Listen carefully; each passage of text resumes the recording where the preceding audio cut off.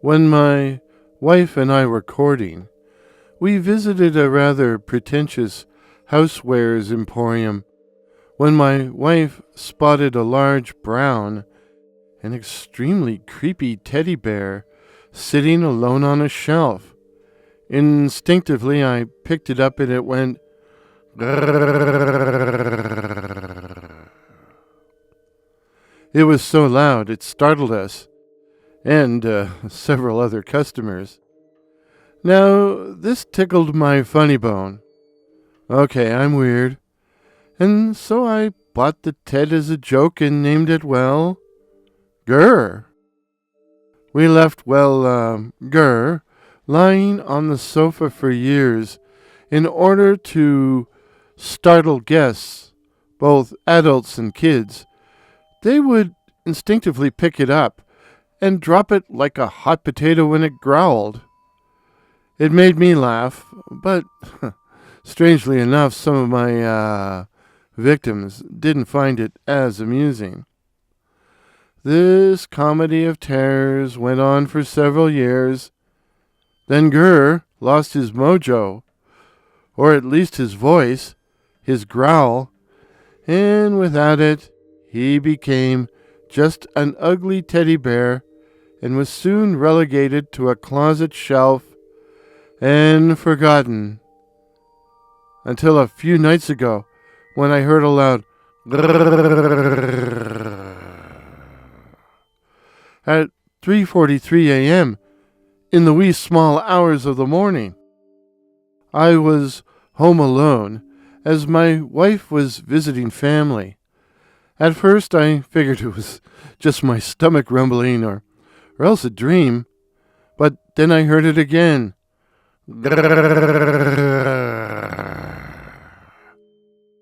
Had some critter gotten into the house? I did a complete walkthrough and found, nothing. I felt rather foolish, but still I'd heard something. And then I remembered the teddy bear. I looked through a number of closets till I found him, or it, sitting quietly on a shelf.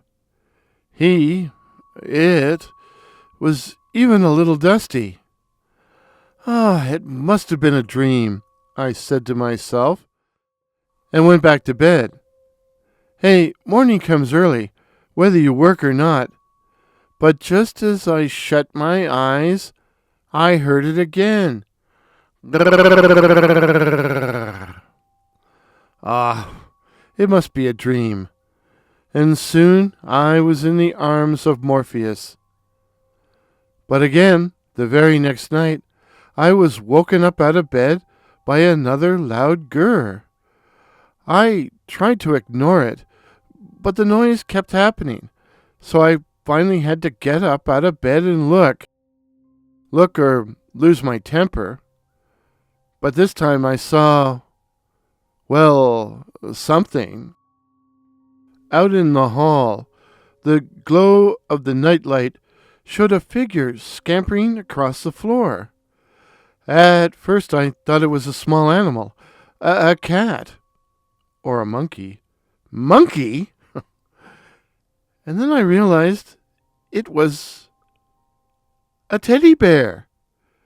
I chased it into the pitch-dark living room, where I had it cornered. I couldn't see it, but then it and I pounced. But nothing. Nothing. There was nothing there.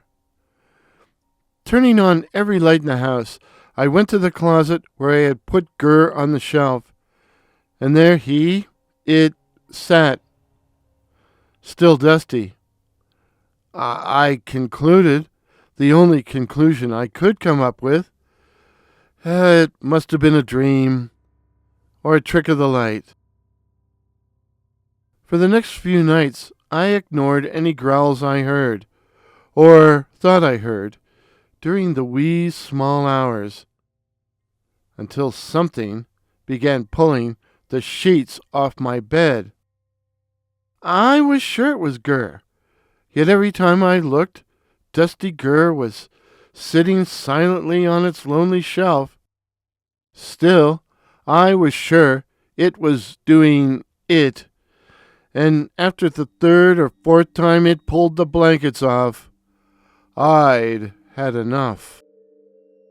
I didn't know if the thing was somehow alive or had been taken over by an evil spirit or poltergeist. But whatever the problem, I wanted it gone. And I knew how. Early the next evening, I grabbed the bear, stuffed it, into an old garbage bag, and drove to the outskirts of town, where I left it in a garbage-strewn ditch. Then I went home and slept like a baby. I wondered if my wife would be pissed if she'd been annoyed I'd got rid of the Ted. But I figured she'd never notice. But next night, I was woken by a loud Grrr. Something was crawling across the bed. I couldn't see clearly in the gloom, but then it was on top of me, choking me, suffocating me, and as I grabbed it to fight back, I was shocked to feel the familiar outline of a teddy bear. Grrr, how did it get here? I left it in a ditch miles away. How did it get here? I was being choked unconscious, and the last thing I heard before passing out was that hateful growl. Grrr.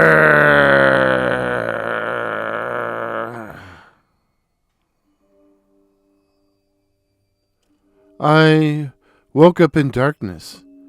I was sitting on a hard bench in what appeared to be a closet. After an eternity, the closet door swung open, and there was my wife. I called to her, or tried to, but I couldn't speak. I was mute.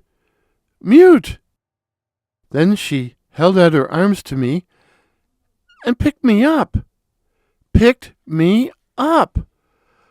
I was a teddy bear.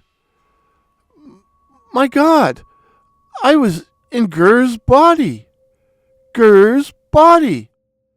My wife's sister and my brother-in-law were there. Look at this ugly old thing, my wife said. He bought it as a joke, but it doesn't growl anymore. Can't give it to a kid. It's too creepy. And then, looking me right in my button eyes, she said, "It's out to the dumpster with you, old creep." As I was being carried through the house, I learned that I had disappeared under mysterious circumstances, and that my wife had sold the house to move into a condo, and was getting rid of everything she didn't need. Like me. I tried to scream that I was still alive, that I was right here, but I was stuck in the body of a stuffed toy, one that couldn't make a sound. And now I'm stuck at the bottom of a dirty, smelly dumpster, and the garbage truck is here. No! This is unbearable.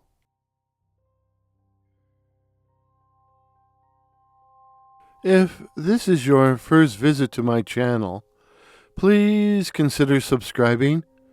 My name is Warren, and I write and tell original ghost stories and original horror stories featuring such cryptids as the Night Floaters, Werewolves, and the Black-Eyed Children. So again, please consider subscribing. Please help me to reach my goal of 2,500 subs. Please. Till midnight. Cheers.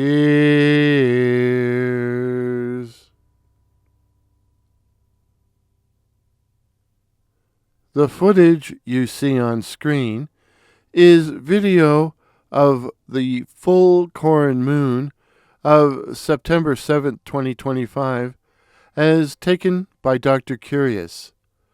All other images courtesy of Pxhere, that's Pxhere, while the music was the classic ghost story by that patron of the internet, Kevin MacLeod.